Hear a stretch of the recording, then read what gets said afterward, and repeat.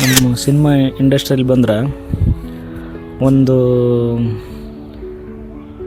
Movie ನೋಡೋಕೆ ಹೋದ್ರೆ movie theatre ಹೊರಗಡೆ ಧೂಮಪಾನ ನಿಷೇಧ ಅಂತೇಳಿ ಬರ್ದಿರ್ತಾರೆ, ಒಳಗೆ ಹೋದ್ರೂ ಬರ್ದಿರ್ತಾರೆ. ಮತ್ತು ಮೂವಿ ಸ್ಟಾರ್ಟ್ ಆಗೋಕ್ಕೂ ಮುಂಚೆನೇ ಧೂಮಪಾನ ನಿಷೇಧ ಅಂತೇಳಿಗಿಸಿ ಟೈಟಲ್ ಹಾಕಿಸಿ ಅಡ್ವರ್ಟೈಸ್ಮೆಂಟ್ ಕೊಡ್ತಾರೆ.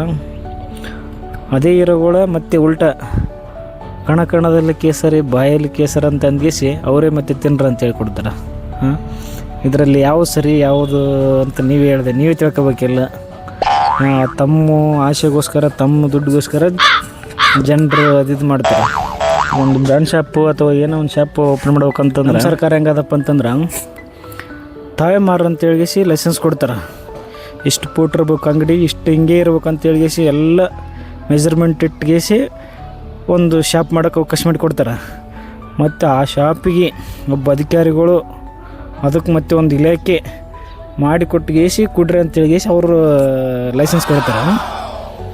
ಮತ್ತು ಅವರು ಏನೋ ದೊಡ್ಡದಾಗಿ ಏನೇನು ಬಿಡ್ತಾರೆ ಗೊತ್ತಾ, ಧೂಮಪಾನ ನಿಷೇಧ ಮತ್ತು ಮದ್ಯಪಾನ ನಿಷೇಧ ಅಂತ ಅಲ್ಲೆಲ್ಲಿ ಎಲ್ಲಿ ಸಾರ್ವಜನಿಕ ಸ್ಥಳದಲ್ಲೈತೆ ಅಲ್ಲೆಲ್ಲಿ ಬೋರ್ಡ್ ಮತ್ತು ಇದು ಒಂದು ಸಿಗರೇಟ್ ಮತ್ತು ಅವನ್ನ ಸೇದಬೇಡ್ರಿ ಅಂತ ಅವರೇ ಹೇಳ್ಕೊಡೋದು, ಮತ್ತು ಸೇದ್ರಿ ಅಂತ ಅವರೇ ಮಾಡಿಕೊಡೋದು.